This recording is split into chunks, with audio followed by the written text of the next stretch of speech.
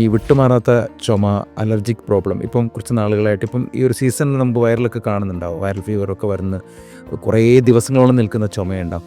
അതിനൊക്കെയുള്ള medicines ഡോക്ടർക്ക് പറഞ്ഞു കൊടുക്കാൻ പറ്റും തോന്നുന്നു. കാര്യം ഇപ്പോൾ ഒരുപാട് ലേബർ ക്യാമ്പിലൊക്കെ ജോലി ചെയ്യുന്ന ആളുകൾക്ക് താൽക്കാലികമായിട്ട് പരിഹാരം കിട്ടുന്ന എന്തെങ്കിലുമൊക്കെ അങ്ങനത്തെ കാര്യങ്ങൾക്ക്, പ്രത്യേകിച്ചും കഫക്കെട്ടിൻ്റെ പ്രശ്നം ഉണ്ടാകുന്നു, അതിന് എന്തൊക്കെയാണ് പരിഹാരങ്ങൾ, എന്തൊക്കെയാണ്? ഇപ്പം നമുക്ക് കാണുന്നതാണ്, നമുക്ക് നേരത്തേക്ക് ഒരു കോൾഡ് ഫീവറൊക്കെ വന്നു കഴിഞ്ഞു. ഇപ്പം അങ്ങനെയല്ല.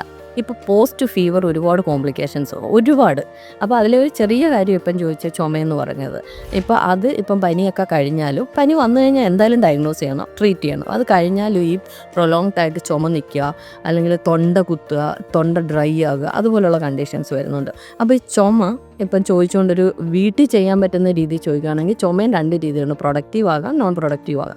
അപ്പം പ്രൊഡക്റ്റീവ് ആകുമ്പോൾ തന്നെ കഫം ഉണ്ടാവും. ചുമയ്ക്കുമ്പോൾ ഫ്ലം പുറത്തേക്ക് വരും, കഫം പുറത്തേക്ക് വരും. അങ്ങനെയുള്ള കേസസിൽ ഇപ്പം നമുക്ക് ചെറിയ കർപ്പൂരാതി ചൂർണ്ണം തേനിലിട്ടിട്ട് കഴിക്കാം. അല്ലെങ്കിൽ വീട്ടിൽ നിന്നാണെങ്കിലും ചെറുതായിട്ട് നമ്മുടെ തിപ്പലിപ്പൊടിയോ അല്ലെങ്കിൽ കുരുമുളകിൻ്റെ പൊടിയോ നമ്മുടെ കൽക്കണ്ടം ചേർത്തിട്ട് വെച്ചിട്ട് കഴിക്കാം, അല്ലെങ്കിൽ തേനി ചാലിച്ചിട്ട് കഴിക്കാം. അങ്ങനെയുള്ള കാര്യങ്ങൾ വീട്ടിൽ ചെയ്യാവുന്നതാണ്. അതിൻ്റെ കൂട്ടത്തിൽ തന്നെ ഇമ്മ്യൂണിറ്റി കൂടുന്ന രീതിയിലുള്ള ഭക്ഷണങ്ങൾ കഴിക്കാം. നല്ല രീതിയിൽ ന്യൂട്രീഷ്യസ് ആയിട്ടുള്ള ഫുഡുകൾ കഴിക്കുന്നത് ഒരു ഓപ്ഷനാണ്. പിന്നെ അതേപോലെ തന്നെ കഫം ഇല്ലാതെ കുത്തി ചുമയ്ക്കുവാണെങ്കിൽ കുറച്ചുകൂടെ ചാൻസ് അലർജിക്കായിരിക്കാം.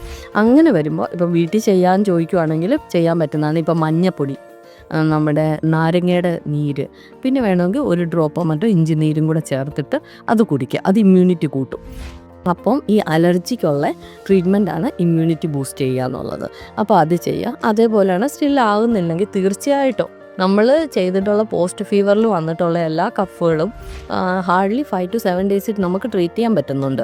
നമ്മൾ ഒരുപാട് ഫേസ് ചെയ്യുന്നതാണ്. ഇപ്പം ക്ലൈമറ്റ് ചേഞ്ചിൻ്റെ ടൈം അല്ലേ, അതായത് ചൂട് മാറി തണുപ്പ് തുടങ്ങാൻ മതി. ഈ ഒരു ടൈം എന്ന് പറഞ്ഞാൽ എല്ലാവരുടെയും ഇമ്മ്യൂണിറ്റി ഡൗൺ ആയിരിക്കും.